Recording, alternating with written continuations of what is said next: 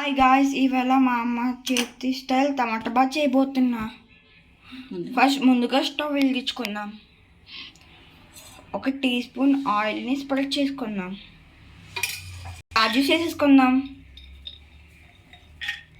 కాజు బాగా వేగాక పక్కకు తీసుకుందాం. శనగపప్పు, మినపప్పు ఇంకా జీలకర్ర వేసేసుకుందాం.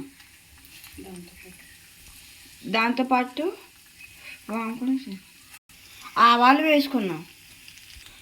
బాగా వేగాక దంచుకున్న అల్లం, పచ్చిమిరపకాయలు, ఉల్లిపాయలు, కరివేపాకు వేసేసుకుందాం.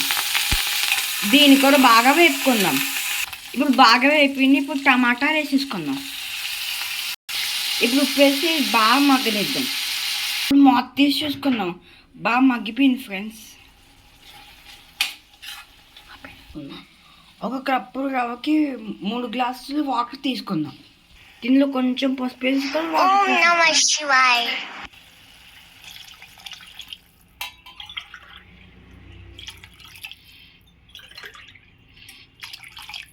మరుగుతుందో లేదో చూద్దాం ఫ్రెండ్స్. మరుగుతుంది ఫ్రెండ్స్. ఇప్పుడు దీంట్లో కొంచెం కొత్తిమీర, రవ్వ వేసేసుకుందాం. ఇప్పుడు రవ్వ కలుపుకుంటూ వేసుకుందాం, లేదంటే వండలు కట్టేస్తుంది ఫ్రెండ్స్. రవ్వ మొత్తం వేసేసుకుందాం. ఇప్పుడు మన కలర్ఫుల్ యమ్మీ టమాటా బాత్ రెడీ అయిపోయింది. ఇప్పుడు దీని మీద కొంచెం ఆయిల్ వేసుకొని జీడిపప్పు వేసేసుకొని 2 మినిట్స్ మూత పెట్టి ఉంచుకుందాం.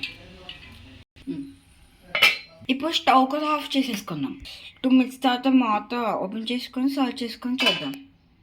ఇప్పుడు చూడండి ఫ్రెండ్స్, ఎంత బాగా సెటిల్ అయిందో టమాటా బాత్. ఇప్పుడు సర్వ్ చేసుకున్న టమాటా బాత్ని మా నాన్నగారు టేస్ట్ చూపిద్దాం. నాన్నగారు, అమ్మ చేసిన టమాటా బాత్ని మీరు టేస్ట్ చేసి చెప్పండి.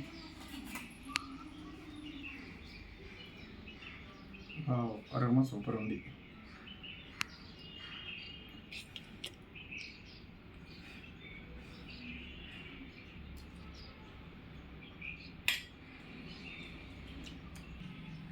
Thank you friends.